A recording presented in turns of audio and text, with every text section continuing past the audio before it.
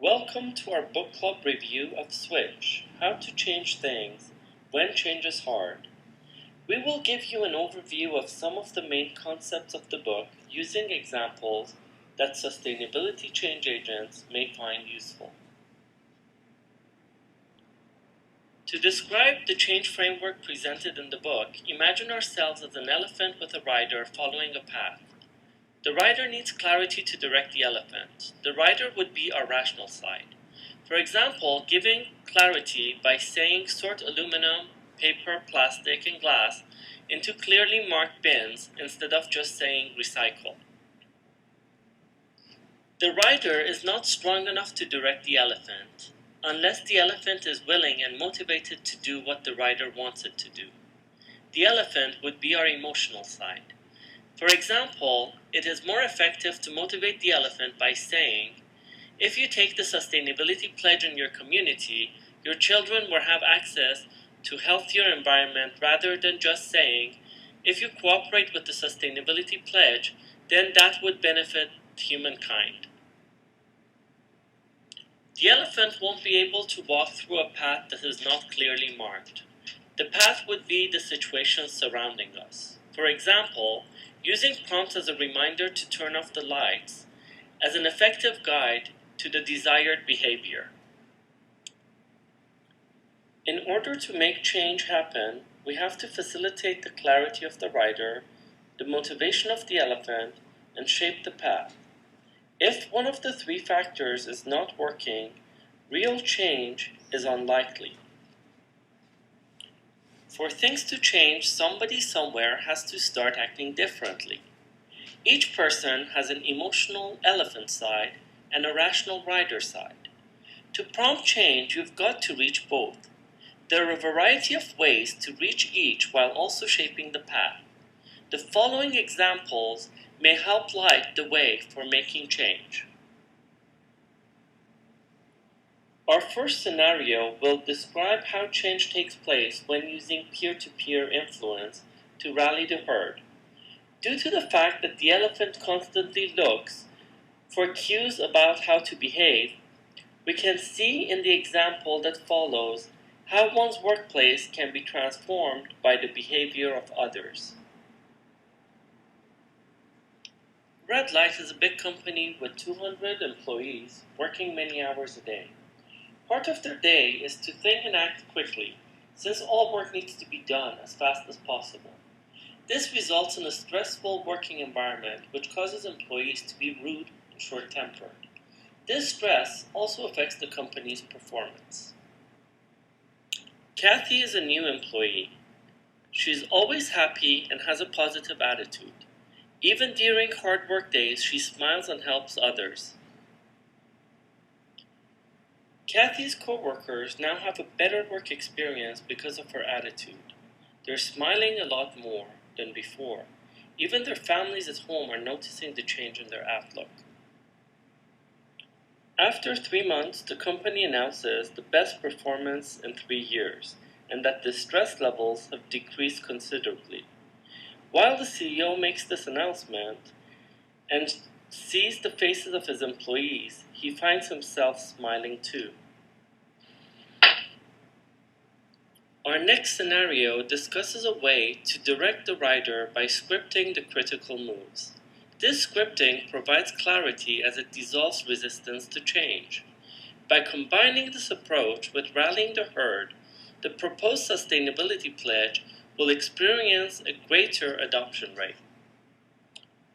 To encourage sustainable practices, the City of Peabody has created a sustainability pledge.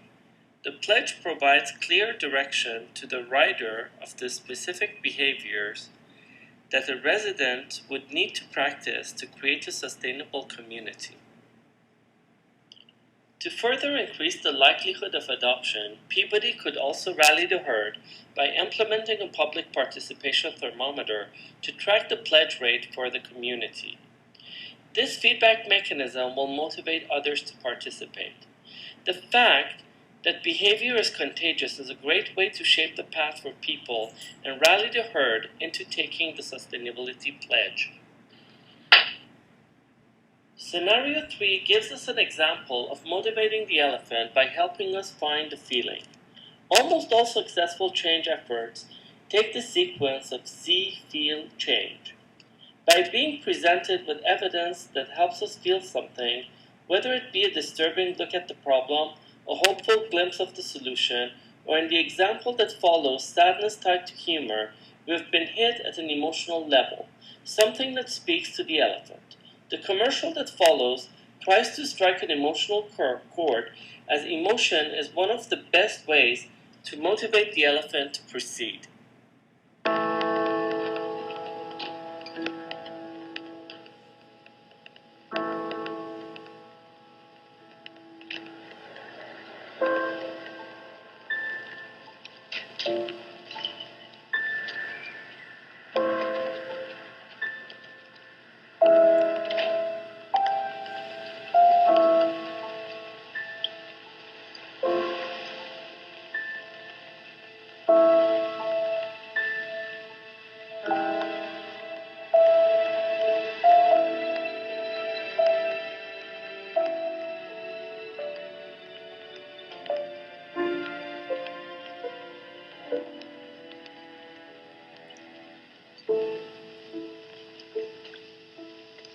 Many of you feel bad for this lamb.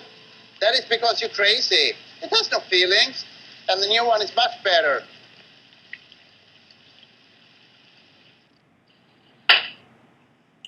The next scenario of children's recycling program gives us an example of how setting small visible goals and scripting the critical moves can help shrink the change and motivate the elephant. In the 5-minute recycling challenge, kids learn which items go in which recycling bins. The challenge then is to recycle as many items as they can in 5 minutes. Line the kids up, set the timer. Ready, set, go! Through a quick game that involves small visible goals, the kids learn in a fun way the rules of recycling. By shrinking the change needed through scripting the critical moves of recycling, the chances of future recycling successes are increased. The last scenario shows an example of directing the rider by using a destination postcard that shows what could be possible. We also learn how to internalize failure into path to success. Sarah's story describes what organizations must do to become learning organizations. Sarah was confused about her path in life until she enrolled in environmental studies, which allowed her emotions to become a formidable partner. Sarah sent herself a destination postcard, a nice big house with a wind turbine. But Sarah wasn't prepared to deal with any pitfalls or low grades. She almost dropped out. Luckily, in one of her classes, she learned that both failures and successes can be learning opportunities. Her classmates who knew this trick had already graduated. Perhaps she could too. So she flexed her muscles and became a gal with a growth mindset who could clone her successes and internalize her failures. Sarah no longer had a 4.0 GPA, but she graduated, bought a house, and installed her wind turbine. Sarah now shares this lesson. Like Sarah, institutions that fear failure should become learning organizations by learning from both their successes and failures. To check if your approach will work, ask yourself these questions. If you answer yes, you will be closer to making the change. You will be able to direct the rider, motivate the elephant, and shape the path.